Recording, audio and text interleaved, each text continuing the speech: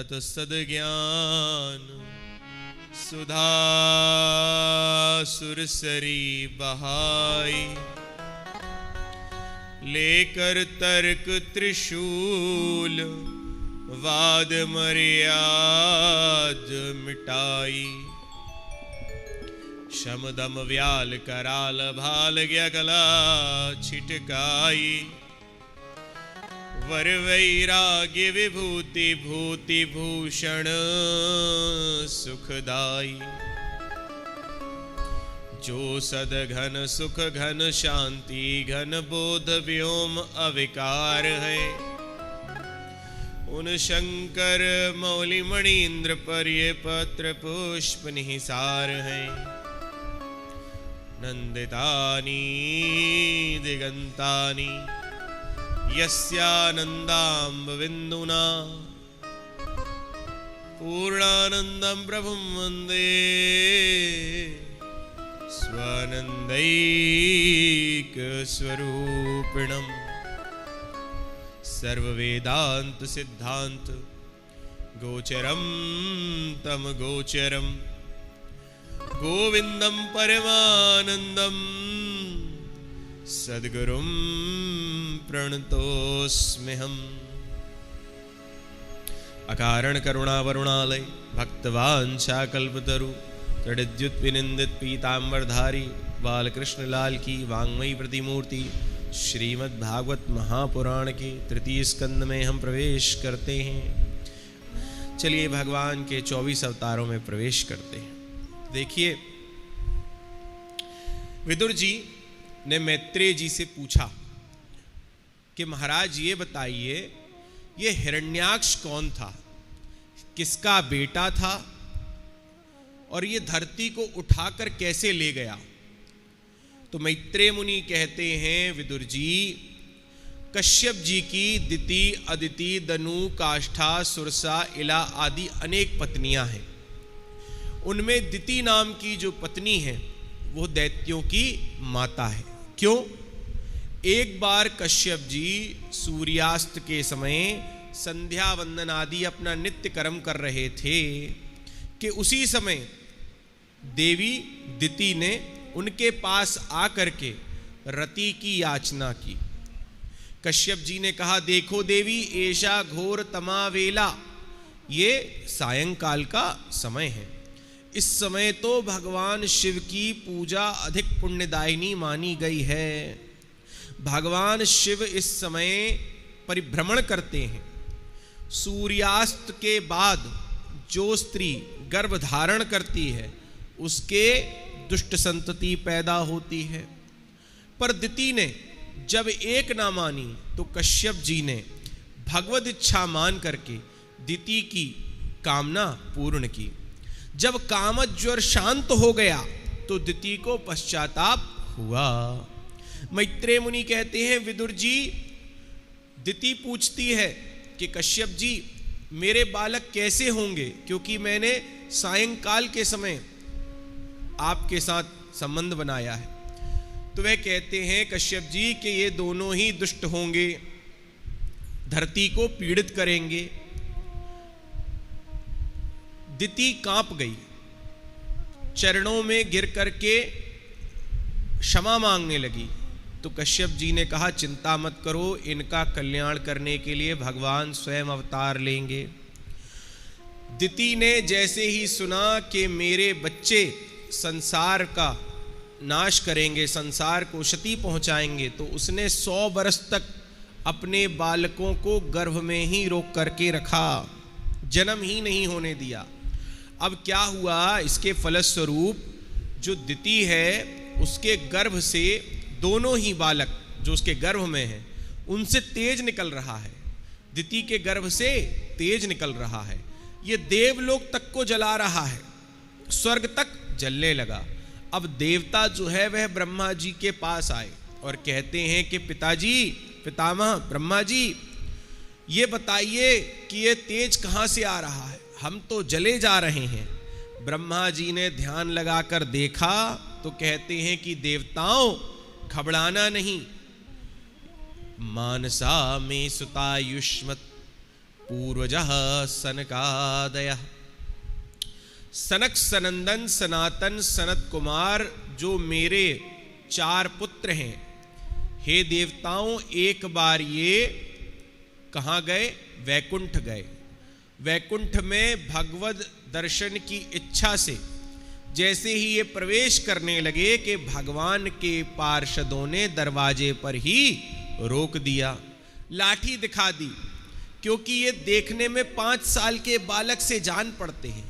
पंचहायन संयुक्ता पूर्वेशाम अपि पूर्वजः, 5 बरस के बालक जैसे देखने में लगते हैं, पर कितनी आयु है इनकी?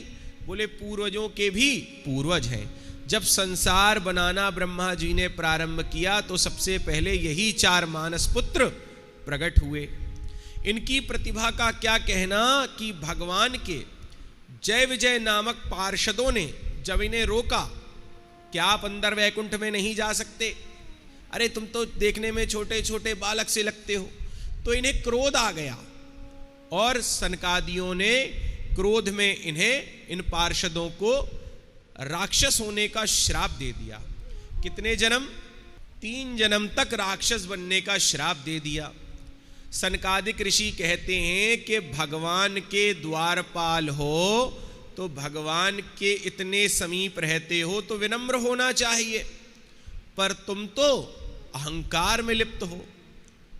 तो जाओ, भगवान से अब तुम्हारा बिछोह हो जाएगा, क्योंकि तुमने हमें भगवान के निकट जाने में बाधा करी है, उनके दर्शनों से दूर किया है और खुद यहाँ द्वारपाल बने हो। जाओ, श्राप देते हैं, वैकुंठ से सीधे नीचे गिरोगे पृथ्वीलोक में और 3 जन्म तक राक्षस बनोगे।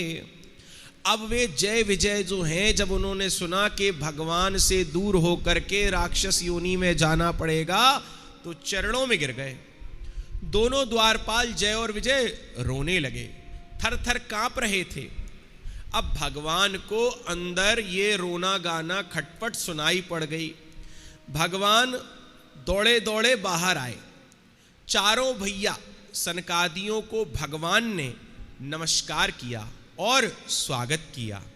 भगवान की जब दिव्य छटा का दर्शन करके उनके चरणों में चढ़ी हुई मंजरी की सुगंध प्राप्त करके सनकादिक ऋषियों का क्रोध शांत हो गया। सनकादि आनंद से भर गए। भगवान हाथ जोड़ करके कहते हैं, हे सनकादि ऋषियों, एतौ तौ पार्षदौ मह्यम जयो विजय एव च कदर्थी कृत्य माम यद्वो बहवक्रातामतिक्रमम्। अब देखो भगवान की कुशलता कैसी है। भगवान ने एक बार भी ये नहीं कहा कि हे सनकादिक ऋषियों चलो जरा वैकुंठ के अंदर चलो, घर को पवित्र करो। भगवान ये जानते हैं कि ये जो सनकादिक महात्मा हैं ये क्रोध के अधीन हैं। भगवान ने दरवाजे पर ही आ गए और उनके क्रोध को शांत किया। सनकादियों की खूब प्रशंसा की और बाहर से ही विदा कर दिया। भगवान ये जानते हैं कि यद्यपि ये संत हैं लेकिन इस समय ये क्रोध के अधीन हैं, इसीलिए वैकुंठ में उन्हें एंट्री नहीं मिली। काम क्रोध महालोभ तृष्णा व्याकुल चेतसः। काम क्रोध और लोभ जो है ये भजन में साधक है। भगवान और भगवान के नाम रूप लीला गुण और धाम से ये दूर करता है जिसके अंदर काम क्रोध और लोभ की तृष्णा है। तो सनकादिक ऋषि क्रोध के अधीन थे, इसलिए भगवान ने उन्हें शांत करके बाहर से ही विदा कर दिया। भगवान दरवाजे पर आ गए। भगवान ने क्या कहा कि शब्द शैली देखो, भगवान क्या कहते हैं सनकादियों से, एतौ तौ पार्षदौ मह्यम, ये दोनों मेरे पार्षद हैं। अब देखो शब्दावली तो सनकादियों के प्रति ऐसी है कि भगवान सनकादियों को महत्व दे रहे हैं कि अरे नहीं नहीं आप ही सही हैं, आप ही सही हैं, और जय विजय को डांट रहे हैं। परंतु अंदर से भगवान का संकेत क्या है? पार्षदों को तो कहते हैं कि ये मेरे पार्षद हैं, अगर इन्होंने आपका अपमान किया है तो ये मेरा ही अपमान है, मेरी ही गलती है, क्योंकि सेवक का अपराध स्वामी का ही अपराध माना जाता है।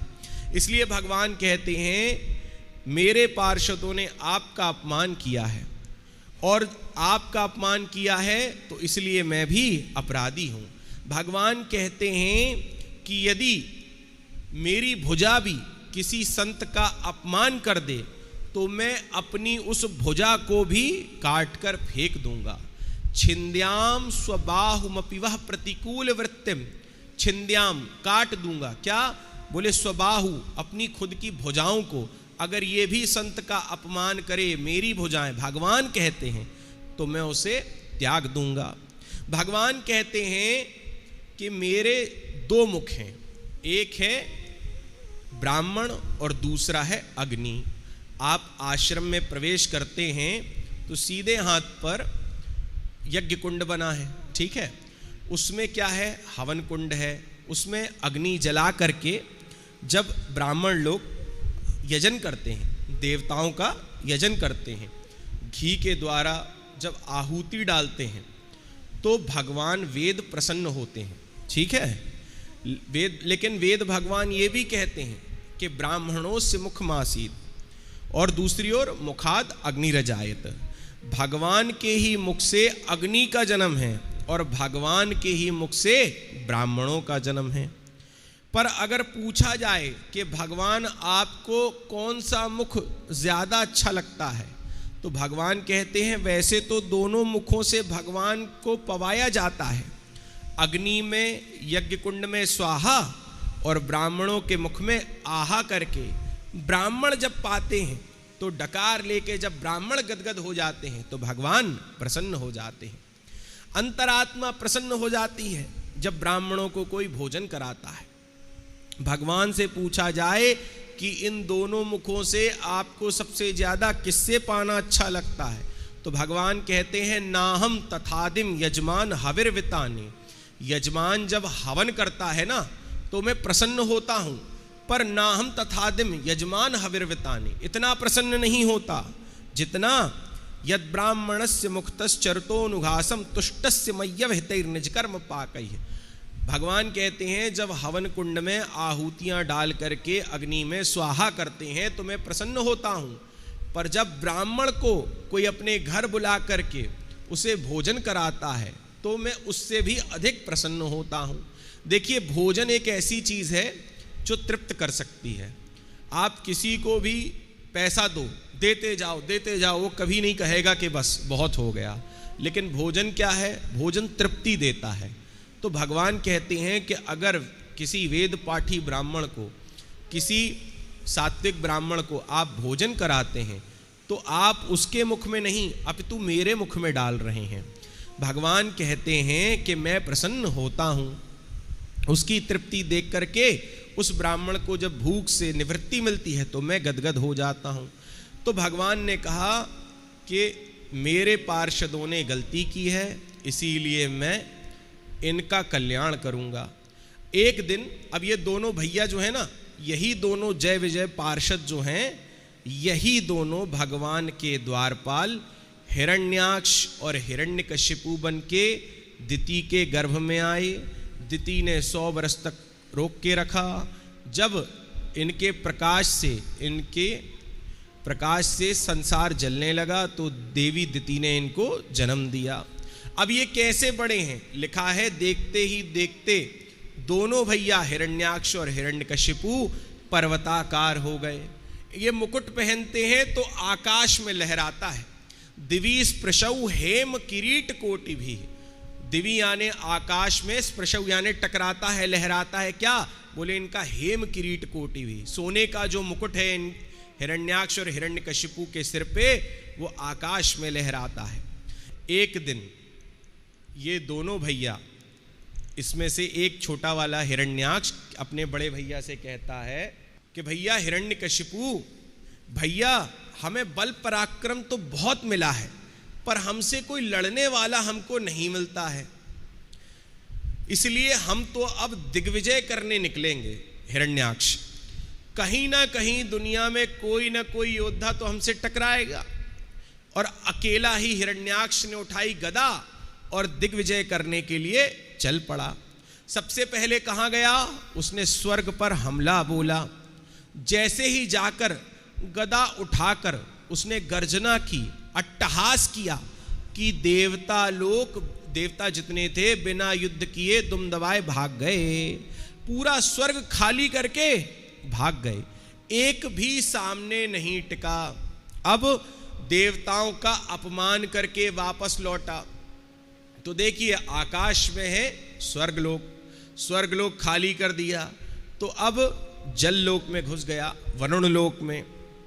और वरुण के देवता को कहता है, ललकारता है, ए भैया हमसे युद्ध करोगे? तेरा नाम बहुत सुना है वरुण देव, चल हमसे युद्ध कर। वरुण देव कहते हैं, भैया जब हमारा समय था ना तो हमारे भी हाथ में लड़ने को बहुत खुजली मचती थी, पर अब हम हो गए हैं बुढ़े। आशीर्वाद देते हैं और भगवान से प्रार्थना करते हैं कि तुझे तेरे जैसा लड़ने वाला मिल जाए। ऐसा कह सुनकर वरुण जी ने अपना पिंड छुड़ाया। अब उन्हें अपमानित करके हिरण्याक्ष लौट गया। अब उसे रास्ते में कोई नहीं मिला।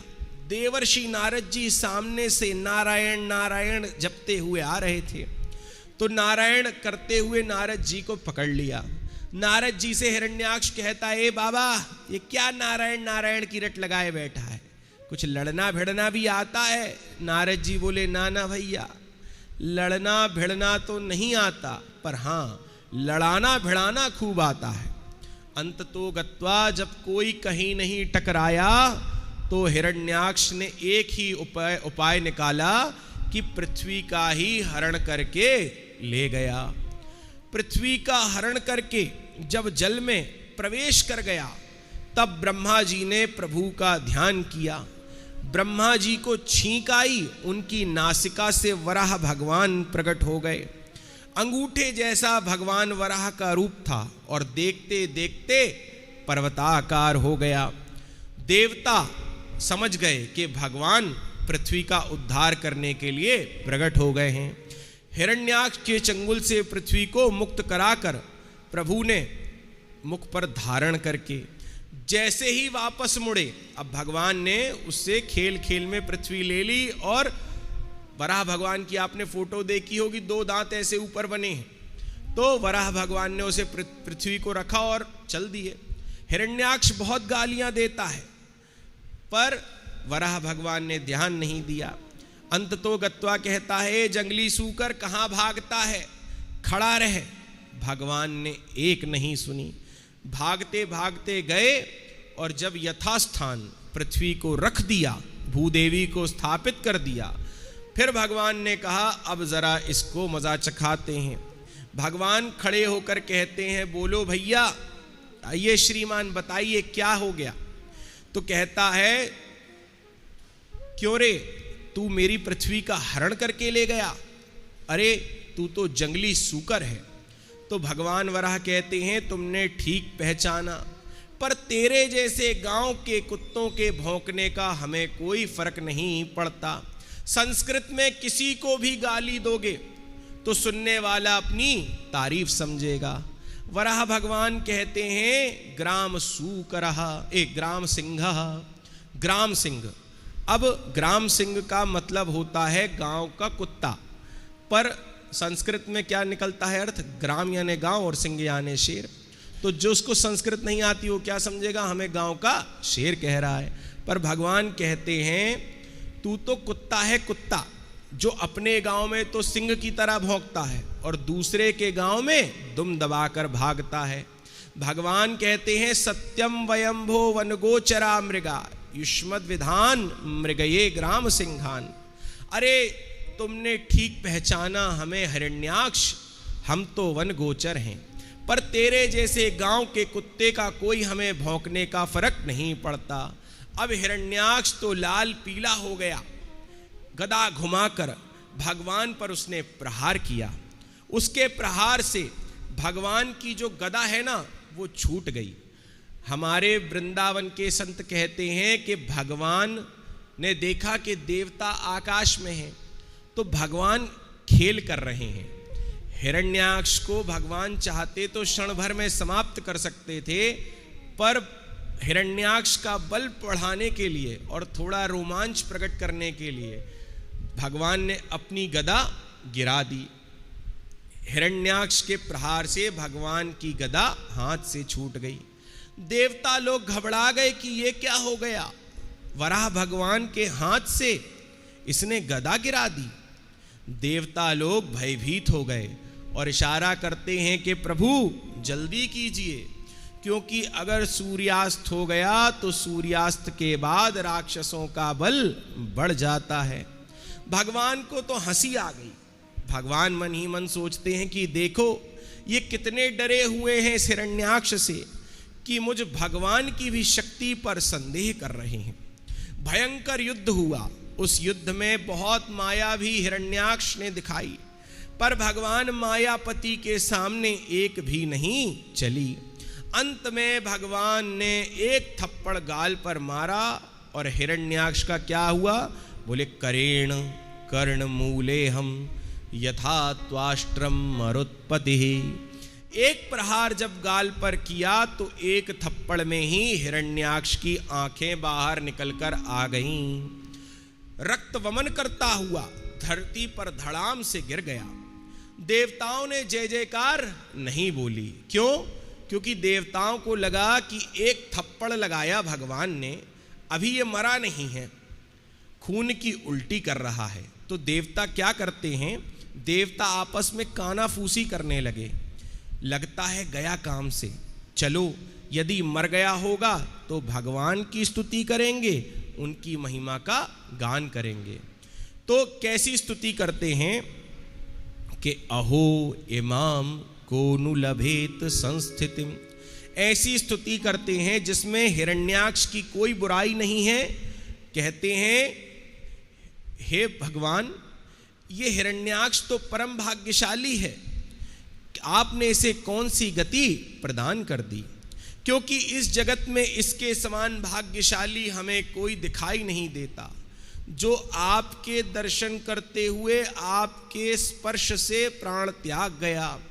भगवान समझ गए कि देवता खुलकर स्तुति नहीं कर पा रहे हैं। देवताओं को डर है कि कहीं ये फिर से जिंदा ना खड़ा हो जाए।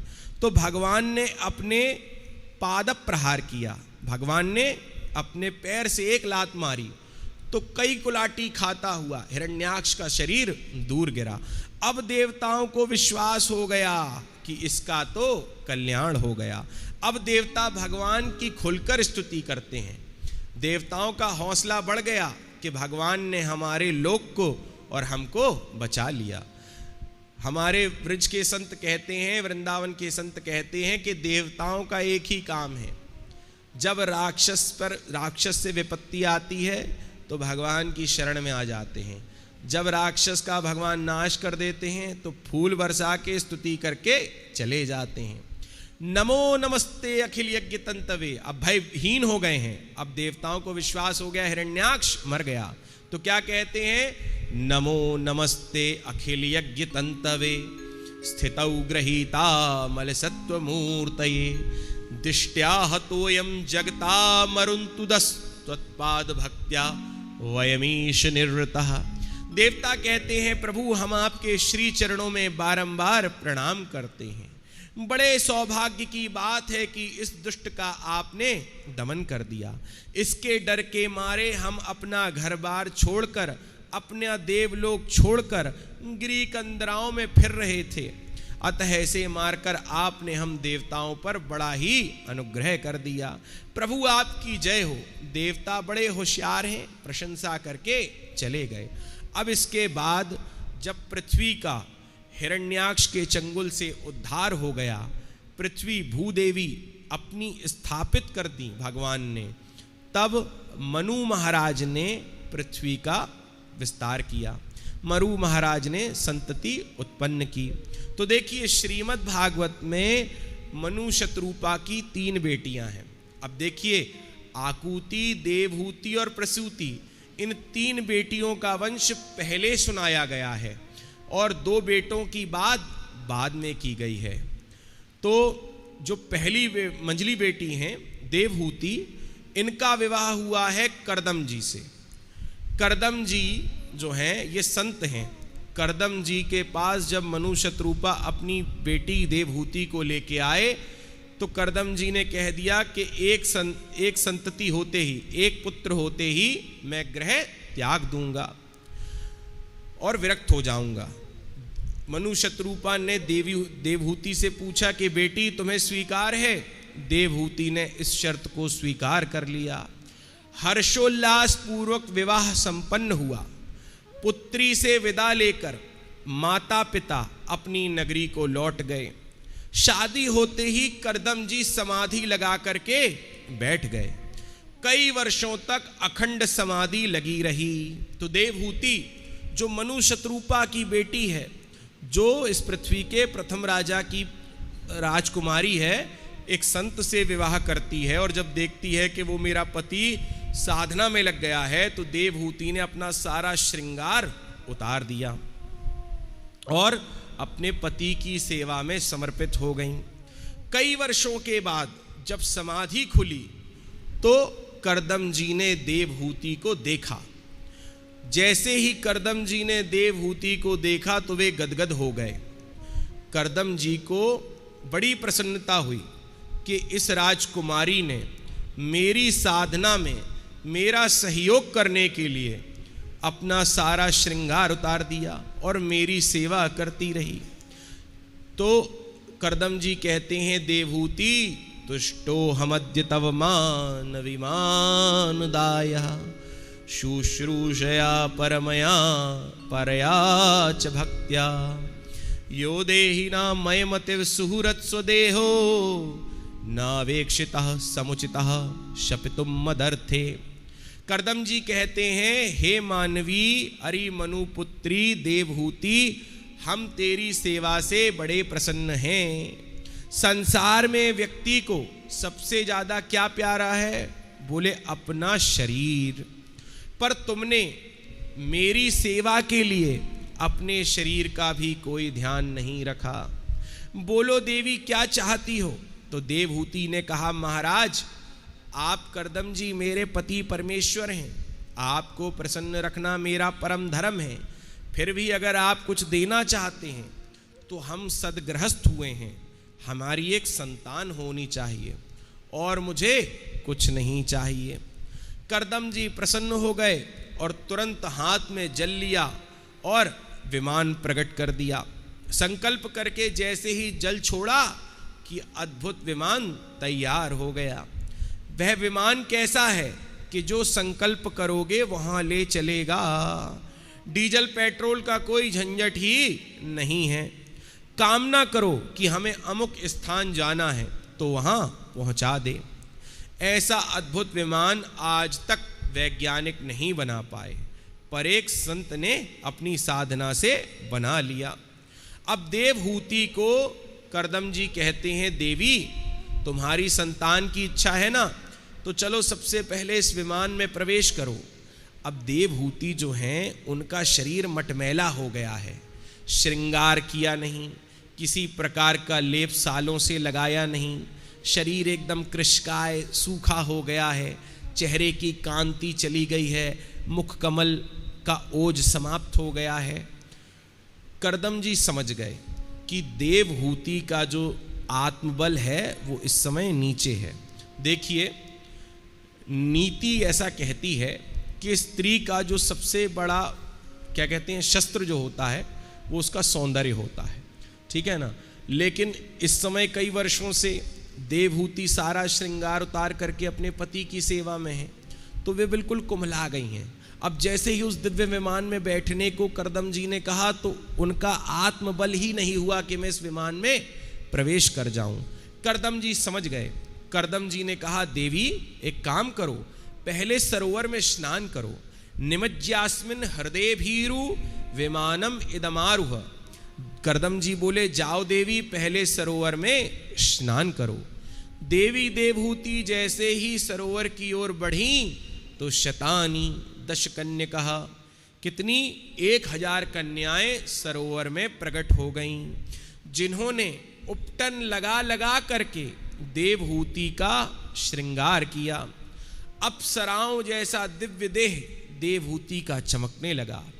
दोनों पति पत्नी उस विमान में प्रवेश कर गए और वर्षों तक विषयों का भोग किया। अब देखिए, कालांतर में 9 बेटियां कर्दम और देवहूति की जन्मी। एक दिन कर्दम जी सोचने लगे कि अरे कर्दम, तुम तो फंस गए चक्कर में। एक बच्चे का सोचा था, एक संतान होते ही बाबा बनेंगे, और देखो 9 संतानें हो गईं। अरे कर्दम, अगर अपना कल्याण चाहते हो तो अभी भी कुछ नहीं बिगड़ा है, खिसक लो यहां से, नहीं तो दुनियादारी बढ़ती चली जाएगी। तुरंत करदम जी खड़े होकर चल दिए। देवहूति आई और चरण पकड़ लिए। अरे महाराज, कहाँ जा रहे हो? करदम जी बोले, वचन याद करो देवी, तुमने कहा था एक संतान हो जाए, यहाँ एक की जगह 9 हो गई, अब मैं टिकने वाला नहीं। देवहूति ने कहा, महाराज ये तो कन्याएं हैं, ये तो विवाह करके अपने अपने पतियों के घर चली जाएंगी। आप अगर साधना करने चले जाओगे तो मेरा अवलंब कौन होगा? तब करदम जी को याद आया कि अरे हाँ, भगवान ने मेरी तपस्या से प्रसन्न होकर कहा था कि हे करदम, मैं तेरा बेटा बनूंगा। अरे जब भगवान स्वयं ही मेरे बेटे बनेंगे, इसी प्रलोभन से तो मैंने विवाह किया था, तो जब भगवान ही मेरे घर आने वाले हैं तो मैं वन में क्यों जाऊं? तो प्रभु ने मुझे वचन दिया है कि मैं तुम्हारा बेटा बनूंगा। भगवान का वचन झूठा नहीं हो सकता, भगवान मेरा बेटा बनकर आने वाले हैं। करदम जी ये सोचकर रुक गए और माखिदो राजपुत्रित्थम आत्मानं प्रत्यनिंदिते भगवांस्ते अक्षरो गर्भम अदूरात् संप्रपश्यते। अरे मैं तो भूल ही गया था कि साक्षात नारायण की तू जननी बनने वाली है। हे देवहूति, तेरे गर्भ से तो भगवान का जन्म होने वाला है। बिल्कुल भी मत परेशान हो, बिल्कुल भी खेद मत कर। करदम जी अब रुक गए और अब की बार जब माता देवहूति गर्भवती हुई तो साक्षात प्रभु ही गर्भ में पधारे। कालांतर में देवहूति के गर्भ से भगवान प्रकट हुए। कौन से भगवान? कपिल भगवान प्रकट हुए। कपिल भगवान के दिव्य दर्शनों के लिए ब्रह्मा जी अपने 9 पुत्रों को, जो ऋषि हैं, ऋषि पुत्रों को लेकर के आए। अब करदम जी ने देखा कि ब्रह्मा जी के साथ 9 ऋषि पुत्र आए हैं, तो करदम जी ने हाथ जोड़कर ब्रह्मा जी से कहा कि महाराज एक कृपा कीजिए, आपके 9 पुत्र हैं, मेरी 9 पुत्रियां हैं, अगर बढ़िया जोड़ा बन जाएगा, आपको भी भटकना नहीं पड़ेगा और मुझे भी भटकना नहीं पड़ेगा। अब ये उस समय की बात है जब ब्रह्मा जी सृष्टि का विस्तार करना चाहते थे, तो ब्रह्मा जी तो सृष्टि विस्तार के लिए वैसे ही तैयार थे। तुरंत 9 बेटियों का विवाह ऋषि पुत्रों से कर दिया। किसका विवाह किससे हुआ? कला देवी का विवाह मरीचि से, अनुसूया का विवाह अत्रि से, अरुंधति का विवाह वशिष्ठ से। ये कौन वशिष्ठ हैं? श्री राम जी के गुरु। ख्याति का विवाह भृगु जी से, ठीक है। शांति का विवाह अथर्वण से, क्रिया का विवाह क्रतु से, हविर्भू का विवाह पुलस्त से। 9 बेटियों का विवाह करके करदम जी निकल गए, उन्होंने विदा ली। अब देखो बेटियां ससुराल चली गईं। करदम जी बोले, देवी बेटियों का दायित्व पूरा हो गया, अब अपने राम चलते हैं, अब नहीं रुकेंगे। तो देवहूति ने देखा कि पुत्र तो आ गया है, भगवान स्वयं मेरे पुत्र बन के आए हैं, तो उन्होंने करदम जी की साधना में बाधा नहीं डाली और रोकने का दुराग्रह नहीं किया। करदम जी चले गए। देखिए यहाँ लिखा है, और महाराज जी भी कहते हैं कि घर में कितनी भी अनुकूलता हो, घर में कितनी भी सुख संपत्ति हो, पोते और बेटे कितने ही ऊंचे पद में क्यों ना हो, लेकिन फिर भी चतुर्थ चरण में घर की आसक्ति छोड़ देनी चाहिए। ब्रह्मचर्य आश्रम में अध्ययन करो। अब गुरुकुल तो बचे नहीं, आप अपनी CBSE, ICSE, NCERT की किताबें खूब पढ़ो, लेकिन थोड़ा सा शास्त्रों को भी सुनते कहते रहो, और फिर गृहस्थी धारण करो, खूब पैसा कमाओ, लेकिन दान पुण्य से जुड़े रहो। फिर उसके बाद बोले, उसके बाद बच्चों का विवाह करके जब वानप्रस्थ आश्रम में प्रवेश करो तो फिर थोड़ा सा अकेले हो जाओ, वृंदावन चले जाओ, हरिद्वार चले जाओ, बनारस चले जाओ और यहाँ पर भजन करो। और अंत में जब अकेले हो जाओगे, तीर्थों में रहने लगोगे, बहुत समय तक एकांत में तीर्थ का पान करोगे, तो क्या होगा, तीर्थों में संतों की जो संग करोगे उससे तुम्हारा मन संत हो जाएगा। तो चतुर्थ चरण में प्रभु की प्रेम में आप बंध जाओगे। तो इसलिए ब्रह्मचर्य आश्रम, गृहस्थाश्रम, वानप्रस्थाश्रम और संन्यासाश्रम बनाए गए हैं। लेकिन आजकल होता क्या है, ये छोटे शहरों में भी होने लगा है, बच्चों की शादी 30 से पहले करते ही नहीं, ठीक है। और ज़्यादातर ऐसा देखने में आता है, बड़े शहरों में तो ज़रूर, कि 35 साल के हो गए तो पिता नहीं बने, ठीक है।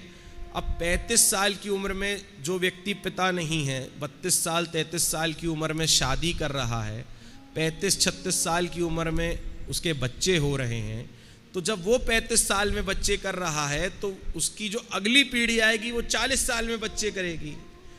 तो पूरा सिस्टम डिस्टर्ब हो गया ना। जो कितना अच्छा, कितना सिस्टम बनाया गया है कि 25 साल तक ब्रह्मचर्य आश्रम, खूब अध्ययन करो, PG DCA करो, DCA करो, BCom करो, MCom करो, मास्टर्स की डिग्री लो, कितना बढ़िया है। 25 साल तक अध्ययन करो और 25 से 50 गृहस्थी में रहो, आप अपने बच्चों को अपने साथ बड़ा करो। अब देखिए, महाराज जी के जो पोते हैं वो 42 साल के हैं, सबसे बड़े, और महाराज जी के परपोता 10 साल के हैं, ठीक है, परपोती 17 साल की है। तो सिस्टम से शादी हुई तो अभी महाराज जी, आप समझ रहे हैं ना मेरे कहने का मतलब। और अब एक जगह मैंने देखा कि उनका बच्चे ने, दिल्ली में 40 साल में उनका बच्चा हुआ, अब 72 साल के दादाजी और छोटा सा पोता। अब एक गैप आ जाता है ना, दादा अपने पोते के साथ खेले, उसका एक टाइम होता है, अब पैर ही नहीं उठ रहे तो कहाँ से खेलें। 8 साल का बच्चा भाग रहा है, उसके पीछे 80 साल के दादाजी भाग ही नहीं पा रहे हैं। तो हमारे ये जो ऋषियों ने इतना अच्छा सिस्टम बनाया, लेकिन वो बिल्कुल ही डिस्टर्ब हो गया। अब लोग सिर्फ अपनी प्लानिंग के हिसाब से चलते हैं, ऐसा नहीं है। प्लानिंग से ही अगर सब कुछ होता तो बड़े शहर के लोग ज़्यादा खुश रहते, लेकिन हम देखते हैं बड़े शहर में लोग ज़्यादा अकेले हैं, ज़्यादा डिप्रेस्ड हैं, ज़्यादा परेशान हैं। ज़्यादा पैसा होने के साथ उनके खर्चे इतने हैं कि वो हर वक्त तो पैसा कमाने में ही लगे रहते हैं। आप गांव में जाओ, देख के आओ, 40 साल के हैं, एक भैया की बात है, 40 साल के हैं, 3 लड़के हैं, एक 14 साल का, एक 15 साल का, एक 16 साल का, 22 साल में शादी हो गई। गरीबी है, कमी है, लेकिन फिर भी अच्छे से चल रहा है। क्योंकि जहाँ आधुनिकता प्रवेश कर जाती है, जहाँ हम सिस्टम को डिस्टर्ब कर देते हैं, वहाँ हम स्वयं डिस्टर्ब हो जाते हैं।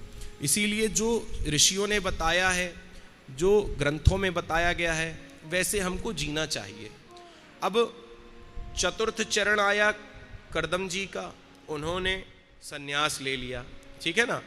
उनके घर में सब कुछ है। करदम जी के पास क्या क्या है? बोले करदम जी के पास राजकुमारी है। पत्नी कौन है? राजकुमारी है। दामाद कौन है? बोले परम तेजस्वी संत हैं। बेटियां हैं, ठीक है। पुत्र भगवान पुत्र बनकर के आए हैं। कामद विमान है, जहां चाहो वहां ले जाए। लेकिन उसके बाद भी उन्होंने सब कुछ त्याग दिया। तो हमें क्या करना चाहिए?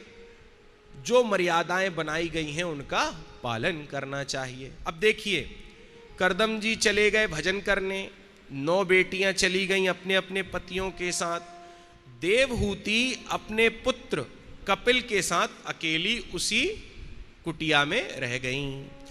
तो एक दिन देवहूति माता अपने पुत्र कपिल के पास आती हैं जब वो थोड़े बड़े हो गए, और कहती हैं, बेटा, निर्विण्णा नितराम भूमन असत इंद्रिय दर्शनात् येन संभव्यमानेन प्रपन्नांधम तमः प्रभो। माता देवहूति कहती हैं, बेटा, मैं तुमसे कुछ जानना चाहती हूं। संसार में जितना सुख मैंने भोगा, इतने सुख की कोई कल्पना नहीं कर सकता। भोगना तो दूर की बात है, मेरे पास हर प्रकार की अनुकूलता है, हर प्रकार का वैभव है।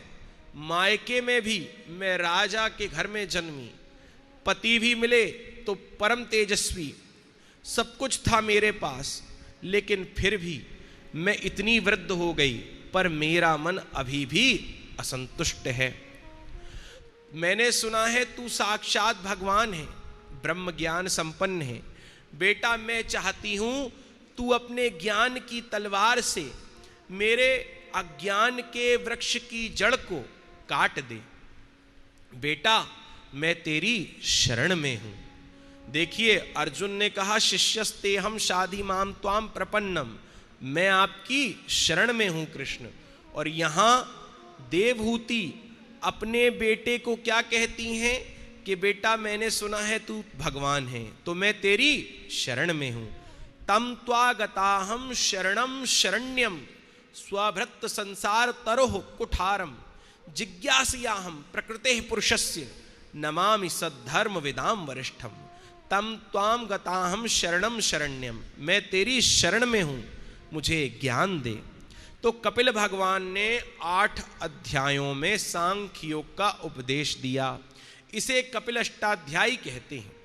कपिल भगवान कहते हैं, मां, संसार में चाहे जितने विषय जीव को प्राप्त हो जाएं, कितना भी वह विषयों का भोग कर ले, पर वास्तविक तृप्ति इस जीव को नहीं मिल सकती। अरे, इंद्रियों का तर्पण है विषय, और आत्मा तो अतृप्त ही रह जाती है। विषय क्या है? विषय स्वयं अपूर्ण है। देखिए, हमने मान लीजिए बड़ी सुंदर सी स्वादिष्ट सी सब्जी बनाई, ठीक है, अभी तो चलो फ्रिज है, लेकिन हमने सब्जी बनाई, गर्मियों के दिन हैं, वो सब्जी खराब हो गई शाम तक या रात तक। उसी सब्जी से हम उसे ग्रहण करते हैं तो क्या होता है, हमारे शरीर में क्षमता आती है, बढ़ती है, ऊर्जा आती है। पर अगर वही सब्जी हम ना पाएं तो रात तक गर्मियों के दिन में वो खराब हो जाती है। तो जो विषय सुख स्वयं नाशवान है, उससे हमें अविनाशी सुख कैसे मिल सकता है? यत् प्रातः संस्कृतम चान्नम सायं तच्च विनश्यति, जो भोजन सुबह बनाया जाता है वो रात तक खराब हो जाता है। तदीय रस संपुष्टे काये का नाम नित्यता, तो उसी रस से हम पुष्ट हो रहे हैं। तो जब हम जिस रस से पुष्ट हो रहे हैं वो खराब हो जाता है, तो जिस रस से हम अपने शरीर को पुष्ट कर रहे हैं, ये शरीर कितने दिन रहेगा? तो कहते हैं कि माता, विषय स्वयं अपूर्ण है, उन्हें पाकर हम पूर्ण कैसे हो पाएंगे? जीवन में परिपूर्णता तभी आएगी जब परिपूर्ण से जुड़ोगे। और परिपूर्ण कौन है? केवल प्रभु। पूर्णमदः पूर्णमिदं पूर्णात् पूर्णमुदच्यते पूर्णस्य पूर्णमादाय पूर्णमेवावशिष्यते। मैं आपको एक उदाहरण देता हूं। हमारा ये आश्रम है, ठीक है, अभी महाराज जी हैं, अभी गंगा दशहरा में भी महाराज जी थे। तो जब महाराज जी थे, कोई त्योहार ना भी हो तो यहाँ चहल पहल बनी रहती है, ठीक है। लेकिन आप कभी ठंडियों में आओ या महाराज जी ना हो तब आओ, तो आप 1 घंटे में ही यहाँ से चल दोगे, क्योंकि बिल्कुल इतना बड़ा है और सुनसान पड़ा रहता है, ठीक है ना। महाराज जी आते हैं तो बिल्कुल यहाँ पे एक जागृति हो जाती है। कहने का अभिप्राय कि जो संत परमात्मा से जुड़ चुका है, उस संत में परमात्मा का ओज, परमात्मा की किरण आ जाती है। फिर वो क्या हो जाता है, अपने आनंद में स्थित हो जाता है। परिपूर्ण प्रभु से जुड़ गया है तो स्वयं परिपूर्ण का अंश हो जाता है। अब जैसे आप धर्म सम्राट स्वामी श्री करपात्री जी महाराज का आप लोगों ने नाम सुना होगा। आज भी आप बनारस में जाओ, किसी भी विद्वत सभा में चले जाओ, करपात्री जी महाराज जी की चर्चा ना हो, ऐसा हो नहीं सकता। महाराज जी को गए हुए कितने बरस हो गए, 40 बरस, लेकिन चूंकि वो प्रभु से जुड़ चुके थे तो वो परिपूर्ण हो चुके थे, इसीलिए आज भी उनका प्रकाश उनके ना होने पर भी उनके स्थान पर है। तो पूर्णमदः पूर्णमिदं पूर्णात् पूर्णमुदच्यते पूर्णस्य पूर्णमादाय पूर्णमेवावशिष्यते। कपिल भगवान कहते हैं, माता जी उस परिपूर्ण प्रभु के पाद पद्मों को पाए बिना जीवन में परिपूर्णता का आनंद आ ही नहीं सकता। इसीलिए मन को जगत से हटाकर जगदीश्वर में लगाओ। आप देखो, मैं एक सेठ जी की बात कर रहा हूं, नाम नहीं लूंगा। उनके पास करीब 200 करोड़ की संपत्ति है, ठीक है। वो क्या होता है, जो जिसके पास ज़्यादा पैसा होता है ना, अगर वो एप्लीकेशन लगाए तो सरकार उसको बंदूक दे देती है, क्योंकि उसके पास इतनी संपत्ति होती है। तो वो थोड़ा सा, उनकी पत्नी बता रही थी कि बोले ये इतने व्याकुल रहते हैं कि एक दिन बेडरूम की खिड़की में एक साया दिखा। अब वो साया कुछ भी हो सकता है, पेड़ का साया हो सकता है, पत्तियों का, कोई बिल्ली होगी रात में। तो वो सेठ जी जो हैं, उनके घर में अच्छा धन रखा होगा, तो सेठ जी डर गए कि कोई घर में डाका डालने तो नहीं आ गया। तो रात में उठे, बंदूक निकाली और अपनी पत्नी की तरफ तान दी, क्योंकि कुछ समझ में नहीं आ रहा, कुछ दिख नहीं रहा, तो पत्नी पे ही बंदूक तान दी। तो सेठानी कहती है कि देखो महाराज, इन्होंने हमारे ही ऊपर बंदूक तान दी। तो पैसा क्या है, पैसा आपको परिपूर्णता का अनुभव नहीं करने देगा, आपको हमेशा अधूरापन रहेगा। पैसा कभी किसी का पूरा नहीं हुआ, चाहे 1000 करोड़ कमा ले, चाहे लाख करोड़ कमा ले। तो पैसा क्या है, धन क्या है, संपत्ति क्या है, वैभव क्या है, ये संसार से आपको जोड़ता है और संसार में अधूरापन है, ठीक है ना। तो हम जब इस संसार से जुड़ते हैं तो हम अपने आप में अधूरेपन का मन महसूस करते हैं। ये मन ही बंधन और मुक्ति का कारण है। माता जी, कपिल जी कहते हैं, माँ चाबी एक होती है, आप चाबी को ऐसे घुमाओगे तो बंद हो जाएगा, और उसी चाबी को मोड़ दोगे तो वो ताला खुल जाएगा। तो जैसे आपने चाबी मोड़ी तो बंद हो गया, और ठीक उसके विपरीत घुमाया तो खुल गया। ऐसे ही अपने मन को संसार से हटा करके संसार को बनाने वाले के चरणों में लगाना है। देवहूति माता कहती हैं, बेटा क्या ऐसा हो सकता है? तो करदम कपिल जी कहते हैं, बीड़ी पीने वाले, मतलब ये संत ने एक उदाहरण दिया है कि बीड़ी पीने वाले के अगर आप संग में रहोगे तो बीड़ी पीना सीख जाओगे, ताश खेलने वाले के संग में रहोगे तो ताश खेलना सीख जाओगे। तो उसी प्रकार से अगर आप संत का संग करोगे तो अपने आप ही वह संत आपको संसार से हटा करके परमात्मा में जोड़ देगा। क्यों? क्योंकि साधुओं के अंदर गुण होता है। वह कौन सा है? बोले तितिक्षवः कारुणिकः सुहृदः सर्वदेहिनां अजातशत्रवः शान्तः साधवः साधुभूषणः। ये साधु जो है ना, इनके आभूषण हैं। क्या हैं? जैसे हम सोने के आभूषण पहनते हैं, ऐसे ही साधुओं के भी आभूषण हैं। कौन से? बोले तितिक्षवः। ये बहुत सहनशील होते हैं। द्वंद्वों को सहन करना ही तितिक्षा है। आप देखिए, माला पहना दो संत को, जो असली संत है, माला पहना दो तो गदगद नहीं होता, और धक्का मारकर भगा दो तो मुंह लटका कर बैठता नहीं। एक बार क्या हुआ, वृंदावन में हम लोगों को महाराज जी को कहीं लेके जाना था। तो महाराज जी बोले, भाई कोई गाड़ी नहीं है क्या? तो इत्तेफाक से सभी लोगों की गाड़ियां गई हुई थी, जजमानों की भी या आश्रम की भी। तो वहाँ वो छोटा हाथी होता है ना, जिसमें चारा वगैरह लेके जाते हैं, वो खड़ा हुआ था। तो महाराज जी कहते चलो इसी में चलें दादाजी। तो हम लोगों को लगा कि महाराज जी इसमें जाएंगे। कहते कोई बात नहीं, गाड़ी है, इसमें भी 4 पहिए हैं, उसमें भी 4 पहिए हैं। तो ये जो साधु का स्वभाव होता है ना, वो दिखावे का नहीं होता। अब महाराज जी भी चाहते तो किसी एक चेले को फोन कर देते, तुरंत गाड़ी आ जाती, तुरंत चल देते, पर उन्होंने कहा नहीं नहीं, बिहारी जी के दर्शन करना है, इसी से चले चलो। तो संत जो होता है वो संसार के दिखावे में नहीं पड़ता। अगर आप उसे माला पहना दोगे, अगर वो सच्चा संत है तो गदगद नहीं होगा, और अगर उसे डांट दोगे, उसका अपमान कर दोगे, तो वो बौखलाता नहीं है, मुंह लटकाकर बैठता नहीं है। गीता में भी लिखा है ना कि व्याकुल नहीं होता, दोनों में बराबर रहता है। क्यों? क्योंकि वो आत्मस्थ है, अपने आत्मा में स्थित है, इसीलिए स्वस्थ है। हम सब जो है ना वो अस्वस्थ हैं, और संत जो हैं वो स्वस्थ हैं। क्यों? क्योंकि स्वस्वरूपे स्थितः, संत को अपने स्वरूप का बोध हो जाता है, और हम लोगों को अपने स्वरूप का बोध नहीं होता।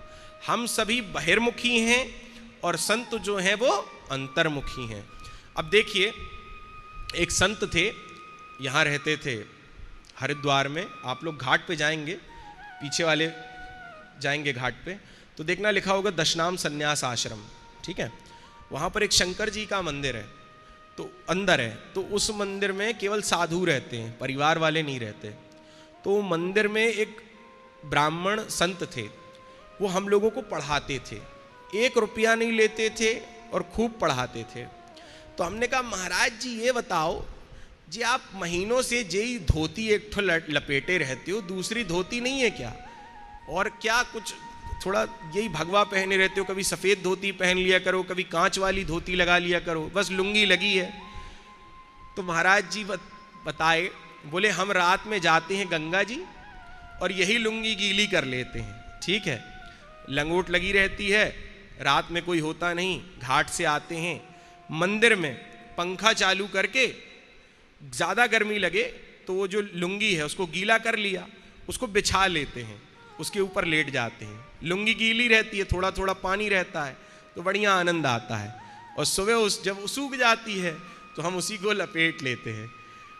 कोई संग्रह परिग्रह नहीं, किसी से लेना देना नहीं।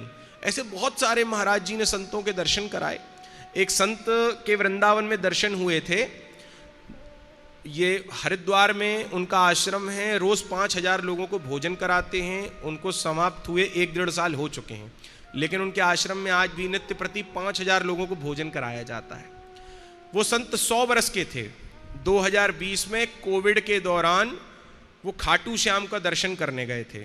तो खाटू श्याम का दर्शन करके जा रहे थे तो रास्ते में वृंदावन पड़ा, तो वृंदावन आए तो उन्होंने देखा कि बड़ी परिक्रमा चल रही है, कोरोना काल में भी परिक्रमा। तो 15 दिन उन्होंने लंगर लगाया, 1 करोड़ रुपए का भोजन कराया।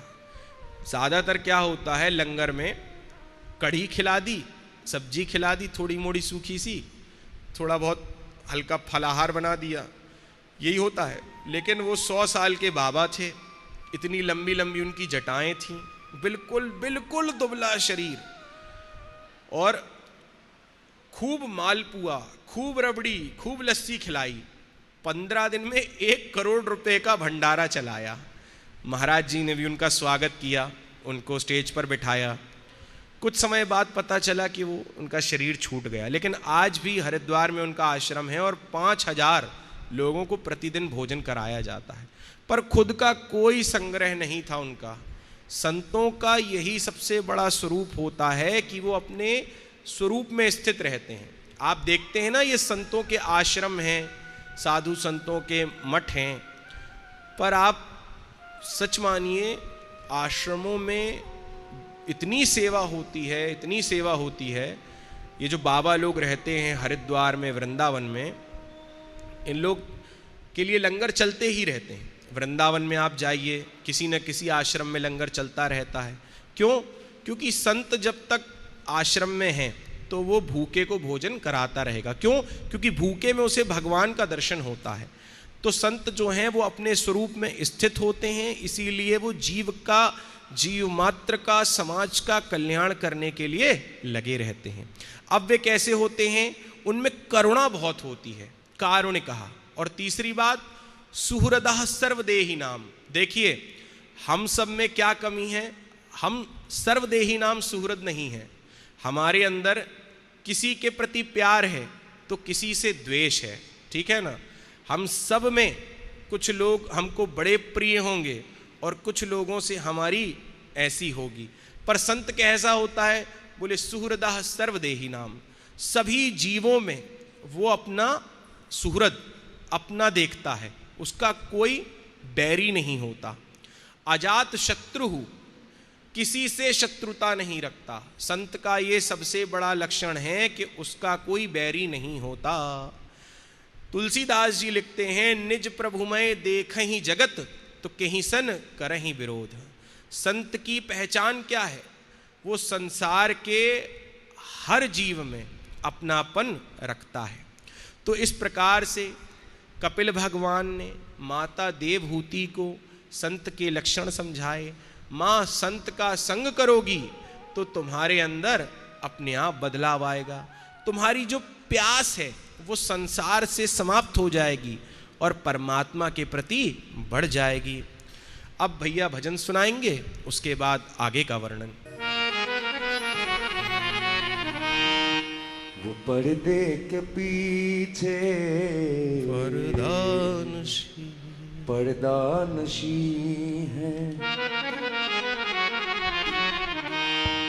मेरा सावरा है वो, मुझको यकीन है। पर्दे के पीछे पर्दानशी है, पर्दे के पीछे पर्दानशी, मेरा सावरा है वो, मेरा सावरा है वो, मुझको यकीन है। पर्दे के पीछे पर्दानशी है, पर्दे के पीछे पर्दानशी है।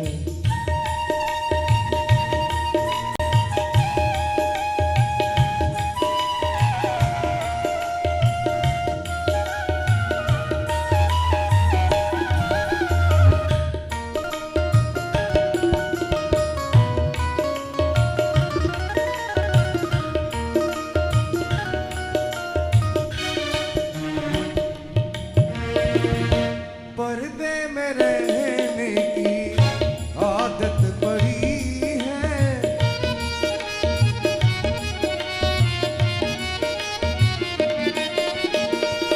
पर्दे में रहने की आदत पड़ी है, रुलाते की जाने की आदत बुरी है।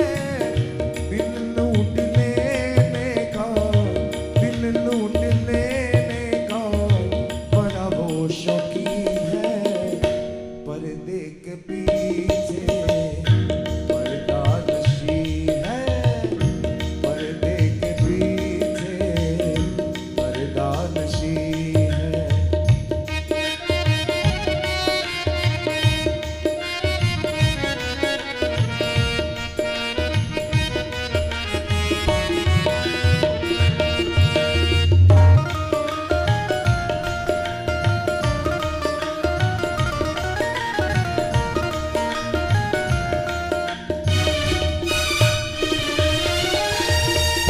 हर कोई बैठा है पल के बिछाए,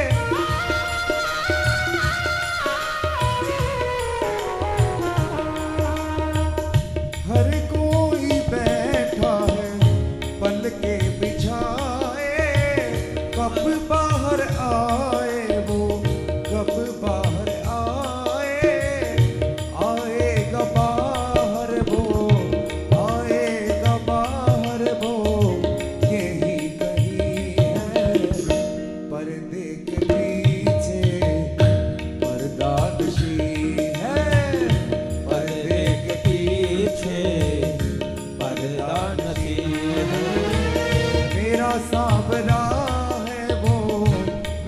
सांवरा है वो, मुझको यकीन है पर्दे के पीछे पर्दा नशी है। पर्दे के पीछे पर्दा नशी है।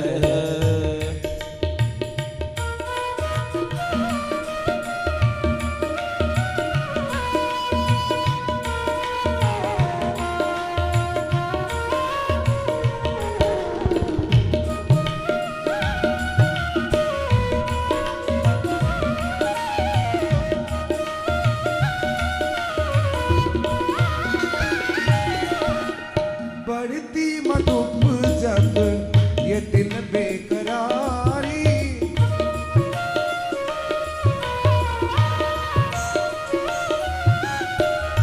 बढ़ती मधुप जब दिन बेकरारी, तो आता है बाहर वो बांके बिहारी, तो आता है बाहर वो बांके बिहारी, आता है बाहर वो बांके बिहारी। रसीला रसीला वो रसीला रसीला वो, बड़ा वो हंसी है पर्दे के पीछे पर्दा नशी है।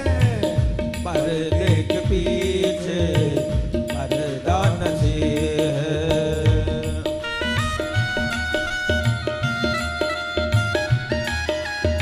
हरि बोल।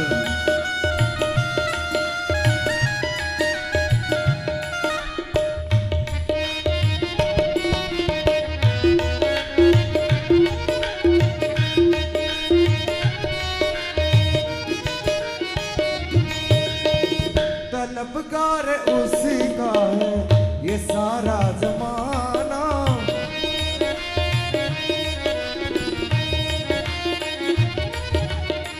तलबगार उसका है ये सारा जमाना। कोई है पागल कोई दीवाना, कोई है पागल कोई दीवाना, जलवा दीदार उसका, जलवा दीदार उसका जोहरे जबी है। पर्दे के पीछे पर्दा नशी है। पर्दे के पीछे पर्दा नशी है।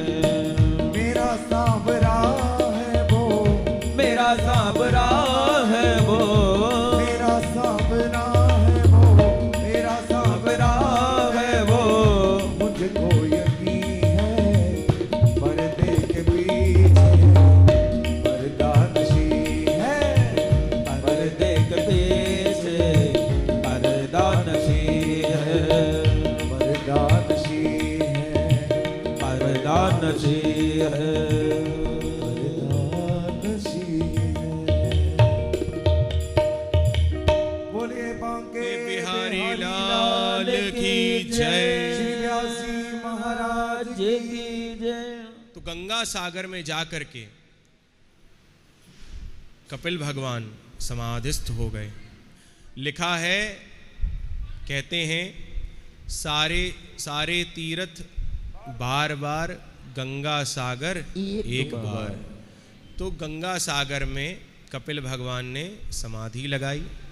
माता देवहूति ने जब ये प्रवचन सुना तो उनका शरीर पिघल गया, जल के रूप में परिणत हो गया। सुखदेव जी कहते हैं, परीक्षित मैत्रेय मुनि विदुर जी को ये प्रसंग सुना रहे थे और कहते हैं, देवहूति माँ की जो 9 बेटियां हुईं उनमें अनुसुईया का विवाह अत्रि मुनि से हुआ। उनके कोई संतान नहीं हुई तो अत्रि ने तप किया। अत्रि मुनि ने तप किया, भगवान आए, हाथ जोड़कर कहा, भगवान मैंने एक को पुकारा था और आप मेरी तपस्या से इतने प्रसन्न हुए कि तीनों आ गए। मेरे सामने तो तीनों खड़े नजर आ रहे हैं। भगवान मुस्कुराकर बोले, हम देखने में ही 3 हैं, वस्तुतः 3 नहीं, एक ही समझिए। तुम्हें क्या चाहिए? अत्रि बोले, महाराज मैं तो संतान चाहता हूँ। तो ये तीनों ने ही तथास्तु कह दिया। फलस्वरूप ब्रह्मा विष्णु महेश तीनों बेटे बनकर आ गए। ब्रह्मा जी के अंश से चंद्रमा, भगवान शिव के अंश से दुर्वासा मुनि और भगवान विष्णु के अंश से दत्तात्रेय मुनि प्रकट हुए। अनुसुईया माँ के गर्भ से साक्षात भगवान दत्तात्रेय महाराज का प्राकट्य हुआ। बोले बांके बिहारी लाल की जय।